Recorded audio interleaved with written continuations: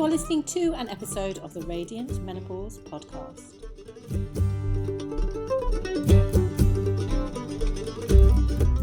In this episode, I am talking to two of my very favourite people. They are Wendy Panther and Lynda Cooper, and they are twins. You need to listen to find out what sort of twins they are. It's fascinating.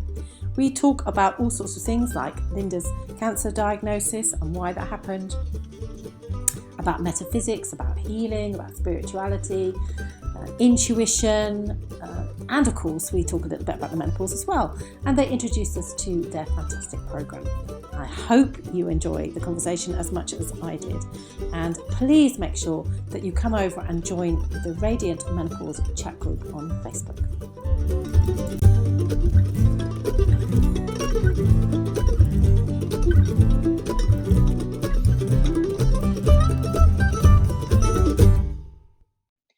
So good morning, good afternoon, good evening, wherever you are in the world. Here we are again. That line. Oh, I love that line. So I don't just have one saintly, beautiful soul with me tonight. I have two. I have Lynda Cooper and Wendy Panther with me. Good evening, ladies. Good evening.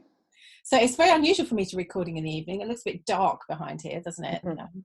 But I'm very grateful for you joining me and for spending some time in my company. So this is being recorded firstly as a video.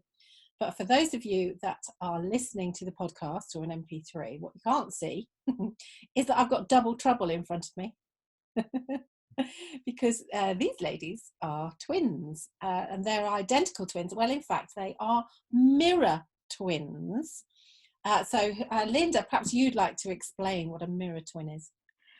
Essentially, it's identical twins are twins that are divided at the first division of the egg, the fertilized egg, and then divided into two instead of just dividing up to become a baby. So they divide at that point to become two.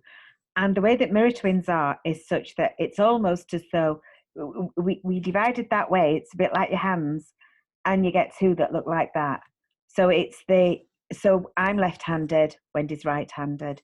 As you can see, our hair, if for those of you who are looking at it, that's on the video as opposed to the podcast, you can see my hair divides naturally down one side differently to Wendy's. I have a lazy eyebrow on the opposite side to the lazy eyebrow that Wendy has. So we're very much mirror twins. And it was such good fun that when my mum used to lift us up when we were children and say, "Who's that in the mirror?" And I'd say, "Wendy." Yeah, and I'd say, "Lynda." So there you go. That's amazing. I hadn't thought of it in that way. Yeah. Mm-hmm. How exciting. I bet you were right little so-and-sos. Yes. We were a handful. Yeah. My mum didn't my mum had, it was in very different days then, and so she had us in separate cots, and I think if she just had the sense to put us in the same cot, she'd have had a lot less sleepless nights, and so would we. Yeah, because Wendy, you were used to being with each other in the womb, and it is exactly, yeah, isn't it? That the temptation is to split you. Anyway, as fascinating as all that is, we've got lots to talk about this evening because, apart from anything else, I think I've talked about this in other podcasts.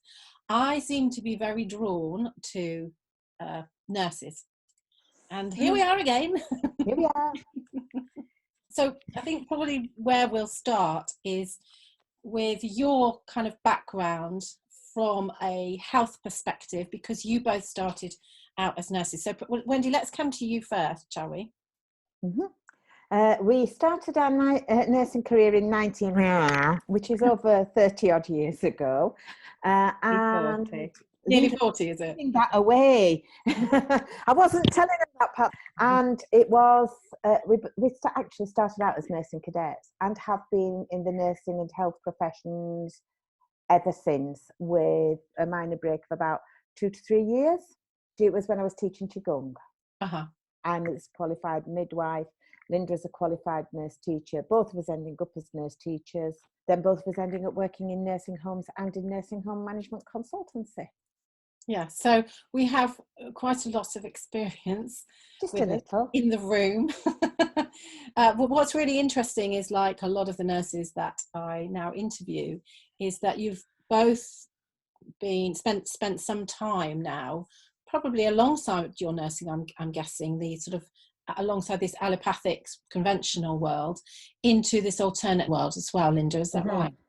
That's correct, because Wendy actually started for me when she took me through childbirth under hypnosis. So from 30 years ago, we've practiced what we preach. And it started with the birth of my daughter, and then we moved on to become NLP master practitioners. Then we've studied energy work, we've studied Qigong, we've done all sorts of other different things. Could you just explain Qigong for those people that don't know what it is? I'll let Wendy do that because she's the expert on that one. Qigong, Qi is life energy or breath, and Gong is the working of. So it's literally the skill of breath. And it's using the breath and physical movements to direct your ki around your body and to improve your health and fitness and well-being. So people may have seen something like Tai Chi. Very similar to Tai Chi. Tai Chi is a form of Qigong, and you will hear some say Tai Chi Qigong. So if you're kind of thinking as a branch of medicine, that you might have your general practitioner and then you have the other things, I can't think around it different ways, but you might have the one above it and then you have different branches of it underneath. Tai Chi in essence is a branch of overall of the Qigong. The Qigong goes back longer than the Tai Chi in the Chinese history. Yes. And so I think it's really important that we let people know that a lot of what you do now is based around energy work. So all of the energy techniques and practices that you use in your current offer to women, largely women, I'm right, aren't I? Yes, it is, yeah. Are based around the experiences that you've had from 30, 40 years ago, the training that you've had alongside all your conventional training, that you've managed to kind of bring in. And I'm sure that you would have brought that into your nursing homes and your nursing as well, which is lovely. I think one of the best ways of maybe describing how you think about health and illness, it's very similar to mine. That's why we get on so well, because I always say I come from the allopathic world where we're used to treating symptoms, but actually now what I'm doing is helping people build health. Yeah. My kind of awareness of the importance of energy. I mean, I know about the energy of food as a functional nutritionist. I know about the energy of movement as a Pilates teacher.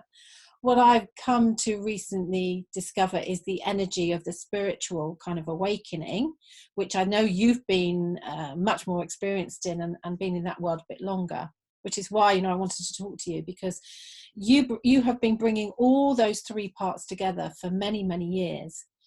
And I want to be able to help our listeners to understand that they may never have met anything other than their GP or their practice nurse or their conventional dentist or whatever it is, and think that this world is new and woo-woo and something that only hippie people do and only people that, don't have a medical background do. And it's far from that. And I think one of the ways that we can probably best give somebody an example of this is by perhaps, Lynda, you telling us your story and how you use the background that you have and the understanding that you have in your own experience with your illness, which was how long ago now? 2017. Right. Okay. So would you mind sharing with us what happened to you? Not at all. In 2016, I left work under difficult circumstances, and in 2017, Wendy invited me to join her in the company that we now currently are in, but at that time we were nursing home consultants. And the trauma that I'd experienced in leaving the job that I'd been in was a background factor in causing me to have bladder cancer. Now, the fact that we are both twins, and they say that things are genetic, the bottom line was that I developed bladder cancer and Wendy didn't. And it started when I started to work with Wendy. So that's when we started applying all the NLP techniques that we knew. It's when we started applying some of the energetic things. We were using human software engineering, and we used all of this to deal with the emotional dimension of the cancer. Because what we discovered at that time was the work of Dr. Hamer and German New Medicine. The only way I can best describe it is 3 things happen simultaneously. One is that there's a significant emotional event that the person cannot deal with at the time, which has an impact on the psyche.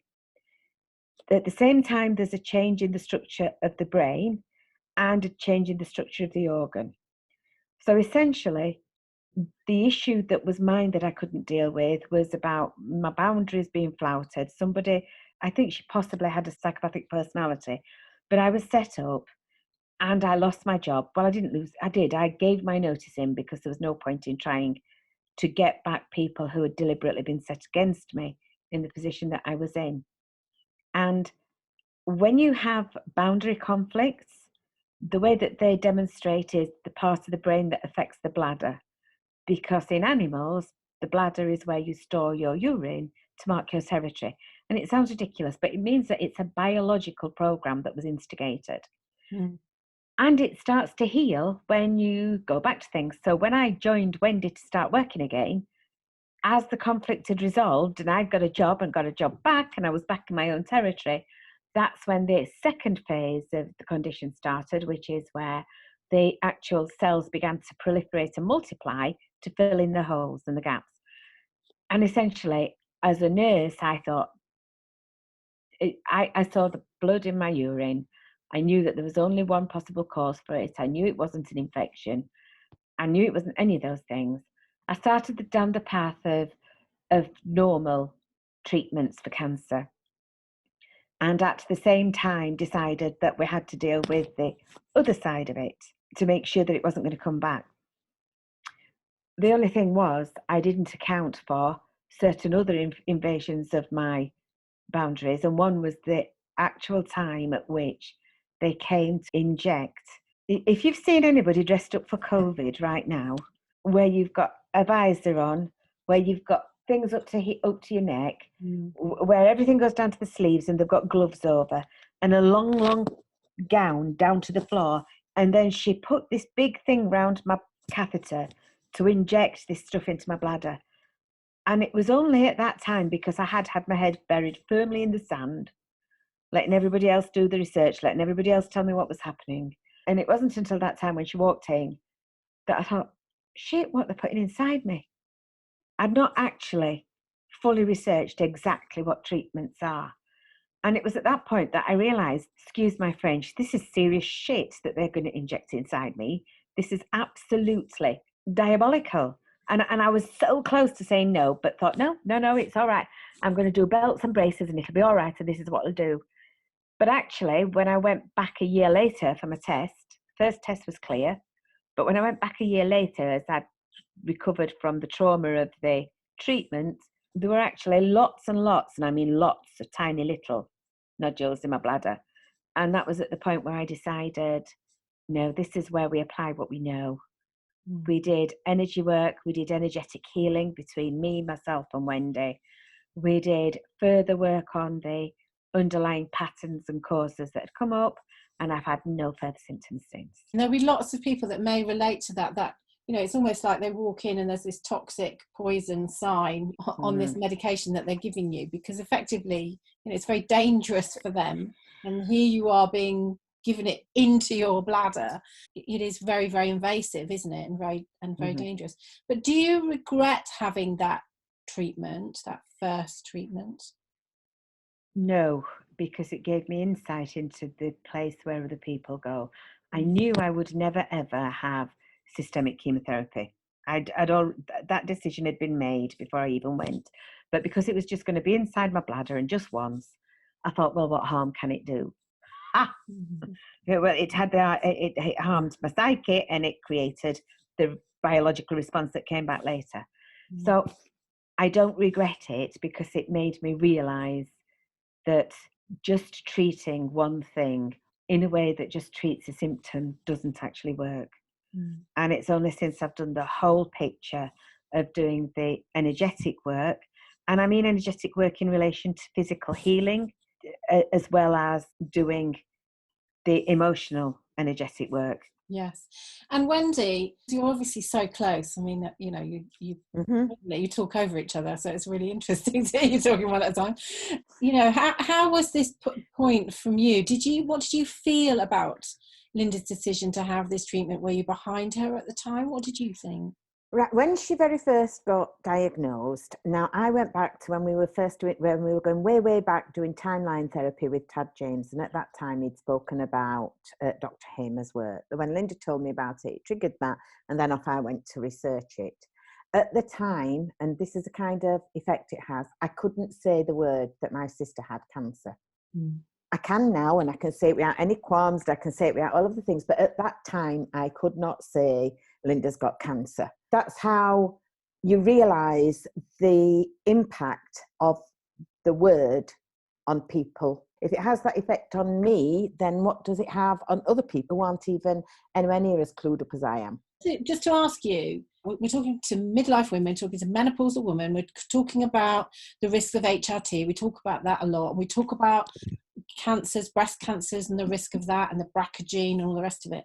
The reason I'm asking you all of this is because, you know, like me, you understand that this is just not about genetics. That's the message we want to get over here, isn't it?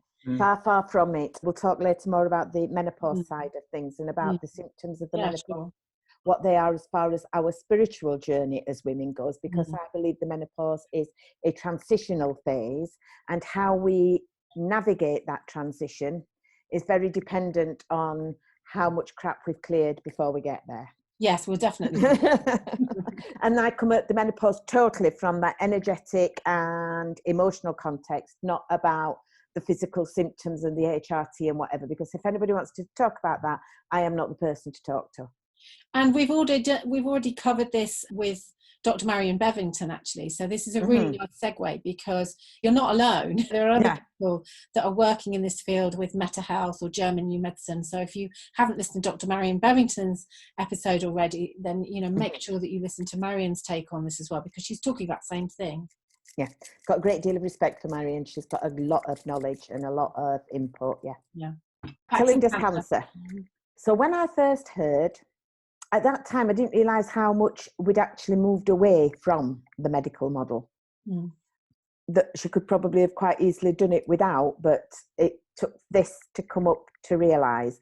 And it was also that it's the recognition of the external circumstances that trigger you.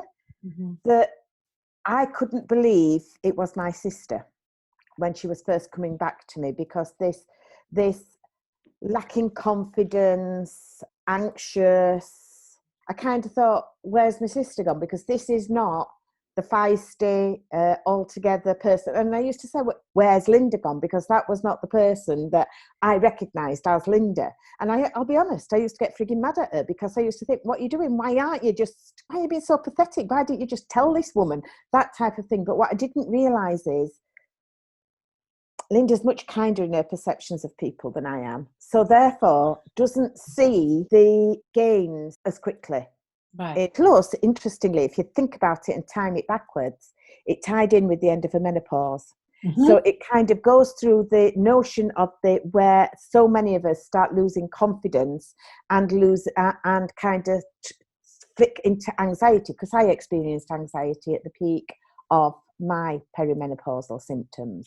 Yeah, so what we need to do, I always like to frame it for people so that they understand who I'm talking to and where you are in your journey. So how old are you? 62 now. 62. And so did you... So am I. so am I. Did you both go through the perimenopause at the same time? No, I actually started... Did I start before or after you, Lynda? After me. After. Yeah. I had my last period just before my 50th birthday. And I had mine... Now then, I don't know when I had mine. You were about 4 years later.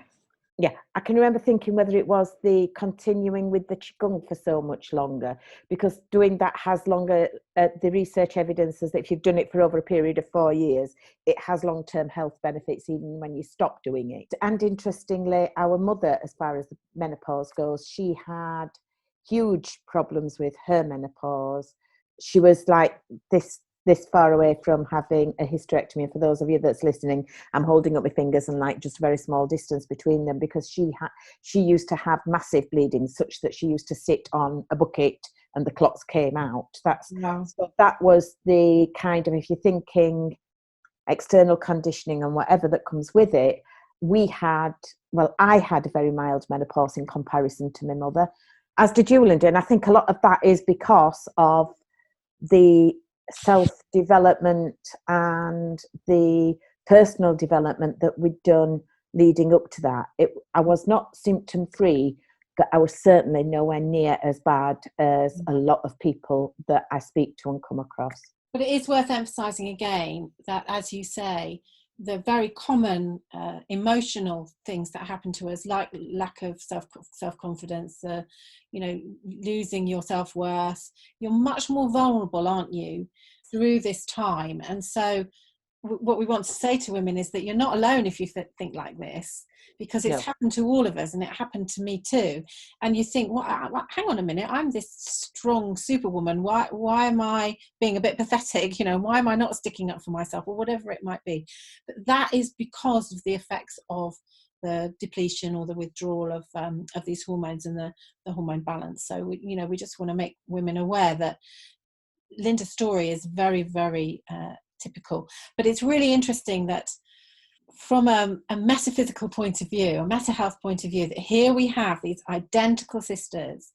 And I interviewed you about this probably 3 years ago now, something like that. I think it came up as 2 years. Was it 2? Was it 2 years ago? 2 years, yeah. And I said, I don't get this. So what is it that is the difference between Wendy and Lynda? And I remember, Lynda, do you remember what you said to me, Wendy, at the time? No, I do remember saying that. Now, I was introduced to alternative therapies, and like Linda said, it was when she was having Harriet, so we're going 30 years back. And the notion that illness serves a purpose and that we create our own illness. And this was in the School of Nursing that I learnt this. It was in a mainstream setting, though it wasn't mainstream thinking. And I learnt that then and have applied it ever since. So it was at that far back a stage, I cured myself of hay fever. And I've never had hay fever since. I've had other allergies that I've created very nicely when I didn't want to be somewhere where there were a lot of dogs, and that meant I was doing things that I didn't want to do because I didn't set my own boundaries. So my hay fever so my allergies set the boundaries for me. And it's recognising that it's that significant emotional event. And I think this is for any illness, not just cancer. It is. That there is some emotional trigger that you don't have the tools to deal with, that then creates some kind of illness. And the other thing that you said to me was, or Lynda said to me, the difference between us is that Wendy's always been very good at expressing herself and saying she doesn't like something, she'll say something. Whereas Lynda, you've always internalized things. And that's the thing that I remember 2 years ago. That's what you said to me in very simple terms. Being able to express how unhappy and how frustrated and how angry you are actually is a very healthy place to be, isn't it, for the majority of people? And it was my desire to be liked that made me that way. Yes. Yeah. So that's interesting, isn't it? If you are that woman that can't express yourself, then chances are actually you are going to be more vulnerable, because you're not using the tools that we know are so important. That thankfully we have people like you here to be able to help us to develop with all your personal experience and also your professional experience as well. Does that make sense? Yes, and I think it's the recognition that as women in the world today, you mentioned earlier about being superwoman. It is that we've been kind of set into a masculine way of doing work. Our cycles are not recognised. Our natural cycles are not recognised as having anything to do at work. So in essence, when we have a period, that's when we should actually be resting and honouring it, because that's what the part of the cycle of the body is. It is a yin side, it's a downside, it's a retrospective side. But what we do is we have adverts instead for Tampax to wear that, to carry on living life as though your period isn't even there. So it's actually stopped a recognition of what being a woman is. So we all kind of then go out and function in the male world, and we function in the male way of competition. We function in the male way for achieving, and we function in the male way of pushing through things rather than stopping. Yeah. And if you haven't looked at that and stopped that and thought about that before you hit menopause, guess what? It'll stop certainly do you. it then. Yes, I It'll mean, get you. there's a great deal of shame, isn't there, around a woman's monthly cycle, even now. You know, Oh yeah. it's not talked about. And Yeah. so, you know, by the time you get to the menopause, that's even more of a taboo subject. You I know. can remember the experience I had at work, and again, for anybody that's kind of having whatever experiences, I was sat in a meeting where the owner of the nursing home that I was managing was sat next to me, happened to be a man. It was a full staff meeting, so I'd got about 20 staff around me, and I had that incredibly uncomfortable feeling that not quite as bad as my mother with the clots, but certainly a gush. And it was a gush that was out and onto my clothes, and the embarrassment. But I look back now and I wasn't as embarrassed as I could have been, but my staff were absolutely marvellous. I said, I'm sorry, I stayed with the meeting because I'm just not moving. But like you've said, there's a shame that goes with it. Why did I feel shame? But I did.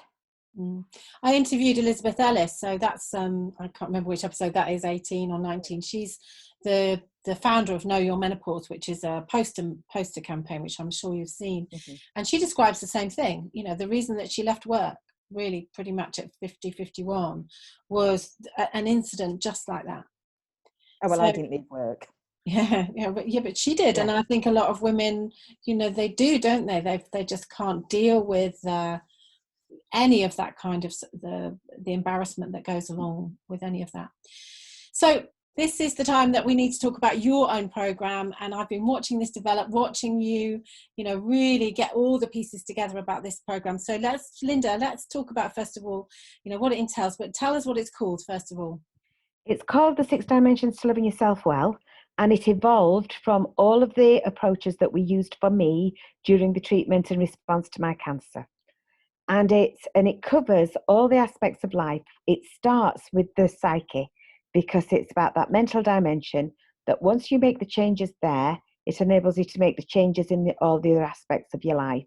And it covers the mental dimension, emotional, physical, spiritual, financial, and relationships, so that it enables participants to reflect on how they actually treat themselves, how they actually value themselves in every area, and where their patterns and programming has come from, such that they can change it in order to experience health and well-being in every dimension.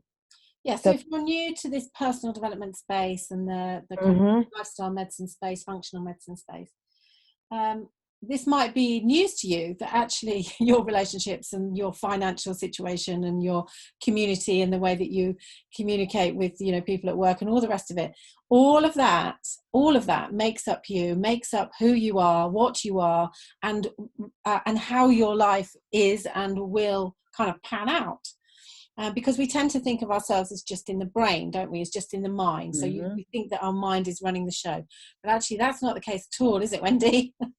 Not at all. And this is why, when you think about standard medicine, it's what they're calling reductionist terms, that it goes down to that there's a portion of this. So you've got an ear, nose and throat doctor, then you've got a chest doctor. And this is just thinking about the body as a whole. And when you go into the kind of approach that we have, we talk about a holistic approach, but this isn't just about your whole body. It's your body, it's your mind, it's your spirit. And by working across all three, mind, body and soul, mind, body and spirit, whatever title that you want to give it, intervening at any one of them has an impact on the others. And so what we offer is a systematic way of working your way through it, such that at the end of 6 months, you're a very different person to the one that started the program. You're going to be more of the person that you truly are. So for example, if you are that shy person, if you are that person who's anxious and can't speak out, but you know that inside you have so much that you have and are able to contribute, but don't say it and put yourself down, and you've got this little self-talk that goes, you're not worth it, you're not, and then it's not always even your own voice, then all of these things are literally addressed over the 6-month period as you work your way through it. And the program started out as a kind of off-the-shelf digital training program. And what we found is that it did the same as a lot of people do with self-development books and self-help books, and that it was an on-the-shelf, that you bought it and then that's where you put it, on the shelf. So we have a weekly group coaching session for everybody that's on the programme, for them to be able to come to ask. So if they do a section that they go, I can't get this, it's not working, I just don't understand this bit, it gives them the opportunity to get the answers from us. And it's also that it goes, if you're coming and you're talking about where you are and what you've done, you're far more likely to do it. So it's an inbuilt accountability than if you just want to work to it on your own. And a lot of people do think they can do it on their own, but you don't know what you don't know. And that's why the format, that's why they're taking it through systematically, because then we all have our areas of strength, we all have our areas that we might want to improve and develop and gain strength in. And that's what this programme allows people to do. And Lynda, I'm guessing as well that the community element, doing, because this is what women are looking for, this is the women's course. I'm guessing that part of the appeal of doing this as a group and having group coaching is actually that inbuilt support and empathy and relating to other women that are on the course, let alone you, because we know, don't we, that if you are a leader or a teacher or a guide, actually when you bring people together into a room or into a space or onto a call like this, is that it's not just about you being the teacher and the preacher. It's actually the energy of everybody in the room, and that everybody contributes. And we had a good example of that, because you came to my own retreat a couple of a year or so ago, whatever, and it was very much a collaborative. I was leading the retreat and holding the space, but actually it was the 9 women that were there, we were all equals, were we not? Yes. And it's wonderful to actually watch people support each other. And it quite fascinates me when I do that particular session each week, the way in which over time they are evolving and speaking and developing relationships with each other. Do you find you speak less as the programme goes on and they speak more? Yeah. Yeah. Because their confidence grows and their relationships grow. Yeah, I can imagine. So this is the group offer that you have. Do you have a one-to-one offer as well that you do, Lynda? We have the 6 Dimensions standard program and we have an elite program. And the elite program means that you get one-to-one sessions to support in those places that are too much.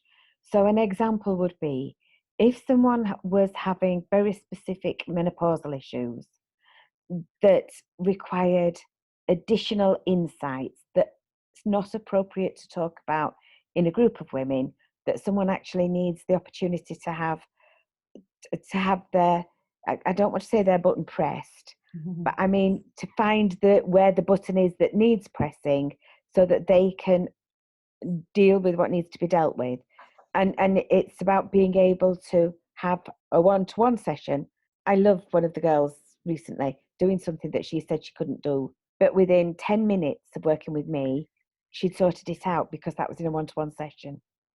That was just in 10 minutes. So she couldn't believe it. So she sings my praises everywhere. I love her.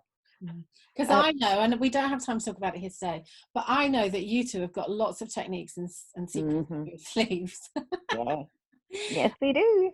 And that's the magic actually for the additional coaching in the group coaching, is that we aim to give additional value every week, and that whatever has come up either in our lives or somewhere else, and we go, oh, we've got something new, we want to share this with you. And we can't tell you what it's going to be, because 9 times out of 10, we don't know what it's going to be. It's such an added value doing that weekly coaching session that we bring new techniques like to it. Moon circles, haven't we, Wendy? We did a moon circle event a moon circle meditation one evening, which is linking in with the cycles of the moon, with the archetypes and the and how that fits as well as far as the menopause goes, and so we just bring a different aspect.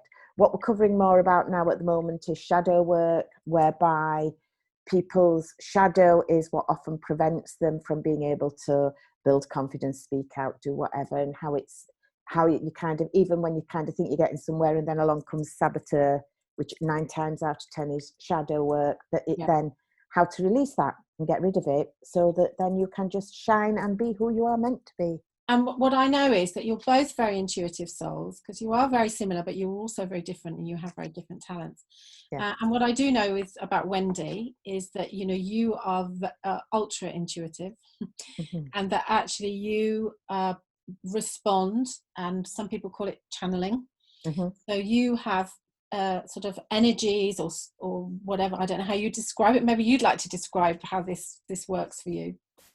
I get help from a connection to source, to guides, and it comes in various and different ways. But when I'm working with someone at an intuitive level, it's kind of, I can see and sense things in their energy that I know exactly where we need to work, and I can help both, and I can do both distance healing and hands-on healing that is separate to the standard physical stuff that you do. So and some would describe it as spiritual healing, but it's not the kind of spiritual healing that you'd go to a spiritualist church and get. It's far from that. It's energetic shifting of what I can see, and what comes through is what I'd call a metaphorical representation that I see. So just as an example, I might see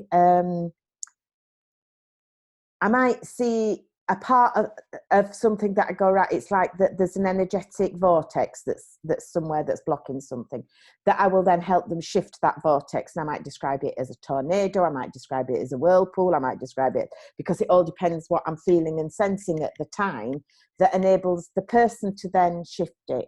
And it's been quite fascinating that when I've done some for people from a distance, and I've kind of gone, right, I link in, I then explain to them what I felt, I explain to them what I've done, and then they kind of go, that is phenomenal, because how did you know that there was a well in my garden? Because I was describing somebody being trapped at the bottom of a well. That's what it felt like. And it was that type of, it's that kind of, it surprises me. And I'm learning much more every week and every day to trust it. Yes. And to live it. And I don't think we should be scared of this, because of course we all have a certain amount of intuition, because we've all done it. We all have, you know, the phone call with a friend who phones you and think, I was just thinking about you. You know, we've all had that. We've all had the, I wonder if the children are all right at school, or, you know, we've all had senses. So yours is just heightened. yes. You know, not to spook people out here, but this isn't unusual. We all have the ability to do this. It's just that most of us are closed down. We live very much from this, you know, from the mind and from the brain, and without dropping into our hearts. And as you work with people, and as I work with people and work on myself, you know, you can actually tap more and more into that intuitive you, if you want to. You don't have to. No. But you know, it is interesting that we do have it at different kind of times in our lives. And I truly believe as well that this midlife time are the times when I see people like you and I think, maybe, do you think it's that we've just got the time, or what is it about us when we get to this sort of age that we're able to harness this? We have a mature brain, we have a mature spirit, some would describe it as the veil is much thinner when you're at this stage of life, depending on how you describe it.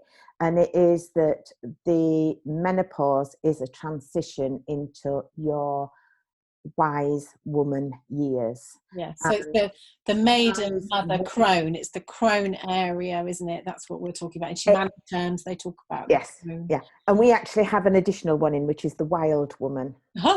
So it is the maiden, the mother, the wild woman, and the wise woman. And the maiden is your early years up to the time of becoming a mother. Then you have your mother years, which is obviously the time when you're fertile, when you're prepared for the things for giving birth. Then you have, whether you have children or not, you're still. You're still in that. It's still an archetype, that because all women, we go through all four archetypes within a cycle of the month, and we go through all four archetypes within the cycle of a lifetime.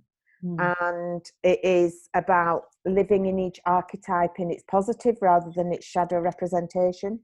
And a lot of us end up in the perimenopause, which is the wild woman phase, which is when we connect to that psychic, wild, connected with nature person that we've denied, to be quite honest, for the majority of our lives.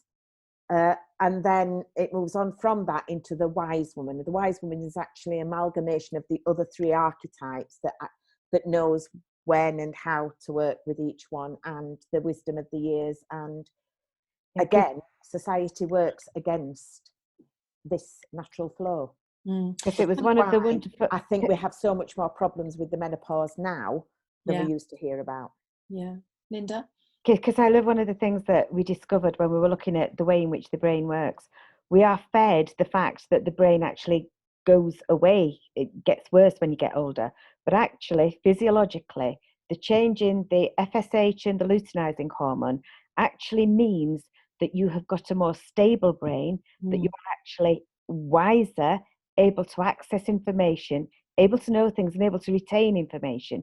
What makes it different is the expectations of the community on you. It's not that you are... So women need to know that it's actually a response to external circumstances that stops you accessing your very best thinking, your wisdom. It is your wise years. Your intuition. Yes. And it's also about, for me, it's about leaving behind what you don't need to access at that time. Because when you are in that kind of wild woman phase or the young woman phase, is that there's so much going on and so much information that you are a bit of a superwoman because you're juggling lots of balls. The glorious thing about being the wise woman is that actually by now we're kind of going, well, actually, I know what's important and I know what I want to do and I know what information I need to retain and I know the stuff that doesn't serve me. And all of that time before that has helped you get to that point so that you can be discerning. Would you agree? Yeah. If you think about it, we're in a culture in the Western world whereby our wisdom as women and as older and more mature women is denigrated. The way that the crone is epitomized is seen as derogatory. Yes. The word old crone even is seen as derogatory. And a lot of people end up in their older years, if they haven't processed the knowledge, the understanding, the personal development, they can end up as a bitter, embittered old person. And that is the shadow crone, as opposed to the wise woman. But in other cultures, of course, the older woman is celebrated. You know, she is the matriarch, and that's really what one of the messages that you both are really hot on, and I am too, is actually the legacy that you leave. And we are the ones that are changing the world at the moment, particularly with what's going on at the moment. I mean, you ask, you know, older women what they think's going on, and they have the time and they have the insight and they have the knowledge and experience to go. Not all of them, of course, but you know, the ones that are actually doing the research and the ones that are open-minded in that. Huh? You're making the head tingle and making me shiver as you're saying that. Right. Why, it is the very fact that the wise women are going to lead the world. And wasn't that one of the things that the Dalai Lama said? The Dalai Lama said it's the Western woman that will save the world, that will bring peace to the world. And that's because of our experience and our opportunity and our gravitas. You know, it's exactly that. And because now we have a lot of power as well, you know, we are not on the scrap heap over 50. And I'm 60 next year, you know, I'm catching you up, ladies. But, you know, none of us are behaving like what my, you know, our previous generations, our mothers and mothers before them. You know, we're just getting started here, aren't we? Yeah, we've just set up our business and that's it. We're not expecting it to be finishing. No. And I think it's I mean, at the time when they said about us with the retirement age and with having to work longer and to do and whatever, but you know what, as I look back at it now, I thank them for that, because the very thought of being retired is like crazy. But it's also, I think, as the as the older woman in present society, linking into those gifts of intuition that are coming through, and they're coming through stronger and stronger for everyone, because we're talking about the time of a spiritual ascension, as well as, so when you're talking about it's accelerating, it's getting so that more and more are experiencing it, because we've been asleep for so long, and it is time for the balance to come back in the world. It's been so male dominated that now, as we come up and bring it back into balance, it will have a world changing, life changing impact on the planet and the world. Well, we're seeing it because, of course, you know, when you've had 2,000 years of male domination, which is what we've had with the age of Pisces, is that, you know, these men are not going lightly. They're making themselves felt, Yes. their present felt, by going, we don't want you to take over, so we're going to just ruin the world for a while here.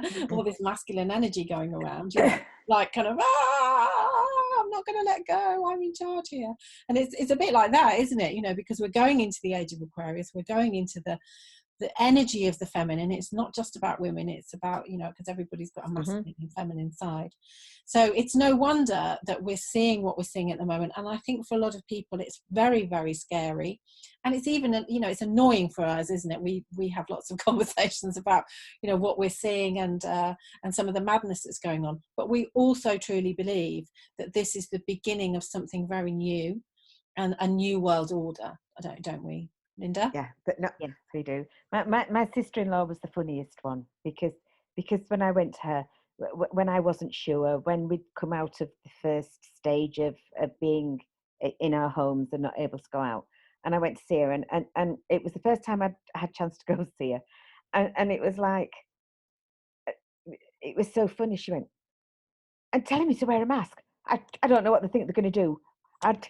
And she was really affronted. She says, my husband doesn't tell me what I can do. My mother doesn't tell me what I can do. And does that man that's in charge think he's going to tell me what I can do? He's not. And it was just, it just so amused me that, you know, coming from that point of a 50-odd-year-old woman, she went, who do they think they're telling? Of course it's stupid. Of course it's ridiculous.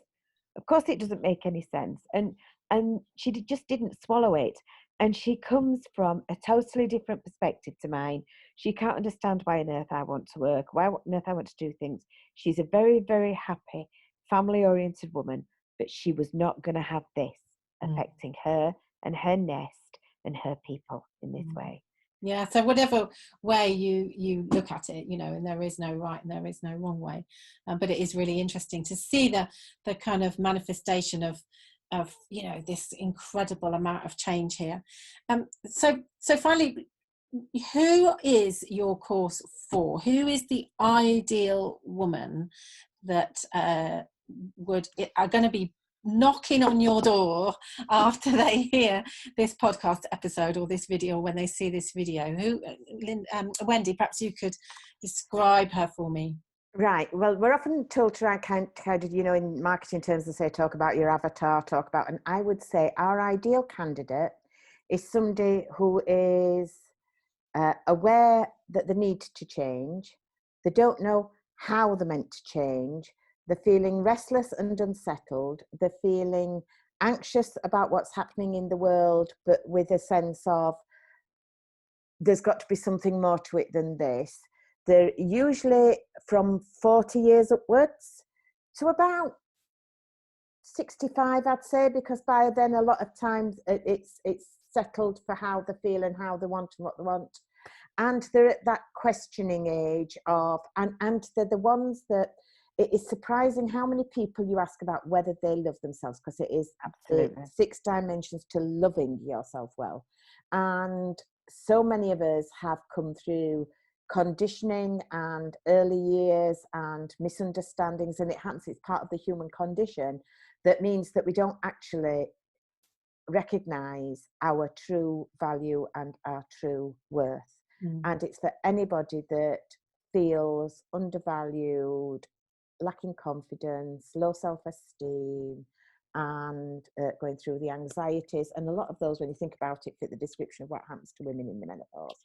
Well, if you're dealing with people over 40, then if they're not already in the menopause, they will be They'll soon. be coming up to it, yeah. So although although your program is not menopause, although you do have a Facebook group called Love Yourself, Love Your Menopause, Yes, don't we you? do, yeah. But like this podcast, although it's called Radiant Menopause, we're not just talking about menopause. We're talking about the whole thing about being a midlife woman. And, what we want to emphasize with people is that, you don't have to be in the menopause to listen to this, in the same way that you don't have to be menopausal to come to your program. But inevitably, you are going to be there or thereabouts by definition. Because so many women say to me, I'm 45, I can't be menopausal, I'm too young, or I'm 40 and I'm too young. Actually, no. If you really understand what's going on here. Yeah, my perimenopause started at about 45. Yeah. I think mine started at 39. I didn't even know what perimenopause was. I didn't even, as a nurse at the time, I did not know the definition of perimenopause till somebody else said it to me, and I thought I'd better go and look this up. Yes. Well, it's interesting, isn't it? I had a little a conversation with somebody in a chat room today on a Facebook, and it's interesting. They're saying, well, because I said I was a former nurse and now a health coach, and they said, isn't that the same thing? No. Surely doctors and nurses are health coaches. No, certainly not trained to be. And this is me speaking as an ex-nurse teacher. Yeah, absolutely. I interviewed the wonderful Dr. Harper today, or yesterday, actually. Her episode will be out, and she trained in functional medicine, and she's a gastroenterologist specialist, so she understands the importance of the microbiome, which is obviously one of the things that I'm really interested in. So a lot of these GPs are now taking further training if they are interested in healing and health, but that's not actually what your nurse training or your GP or your medic training is about. It's not health based. It's really about it's sickness based. It is purely sick based. If I get run over by a bus, thank God I've got the NHS. Well, it was originally designed, and preventative medicine was part of the original design, social dimensions of health degree. But the part that got left out was the prevention. The part that got left behind was the nutrition. The part that got left behind was because it got caught up in the sickness side of it, and finances and whatever dictated it was the sickness side of it. Then the wellness side of it. The pharmaceutical industry became an industry. Yeah. And I certainly met a gynae nurse who was working to deliver talks to menopausal women. And she'd worked in a gynae ward for 30 years, and she had to go and train to deliver talks about menopause. See, that is scary, isn't it? It's really scary, because she said, here we are, for 30 years, I've been working on a gynae ward, sending women home after hysterectomies, and none of them get any conversations or help or information about what is going to happen to them. This is new information. I knew more about it than she did, much more about it than she did. And, and I think that's the misunderstanding that a lot of people have. Rightly so, because you would hope that, our nurse training would have given us that, but there's so much to fit in, actually, apart from anything else. But it's one of the reasons that, I didn't stay in nursing for very long, was because I was very frustrated by the lack of that holistic approach, which I'm sure some of our listeners have heard me talk about before. Anyway, so what we're going to do is we're going to make sure that we put all of your links to your program, and we'll perhaps any other links that you've got to your Facebook group that you'd like to offer people space for, so that they can check out the 6 Dimensions program, perhaps even in the first instance connect with you and join your Facebook group. Yeah. Can I just mention that we do free sessions every Wednesday evening for people to come and join us. This Wednesday it is about emotional resilience. And yes, it does involve us telling people more about the course at the end of it, because that's the nature, but we give those sessions free for people to come out, find out more and learn more about us and get to know us. That's nice. It's a little taster session, really, so that we can learn and feel your energy as well. Yeah, that's it. Yeah. Okay, brilliant. Well, thank you so much for joining me this evening. My little double twins. I just love seeing your faces. What you do, I'm always in awe of, your effort and your expertise. And I thank you from my heart to yours for the work that you do in this world. And to you, Mrs. It's right back at you, as we would say. Okay, thank you.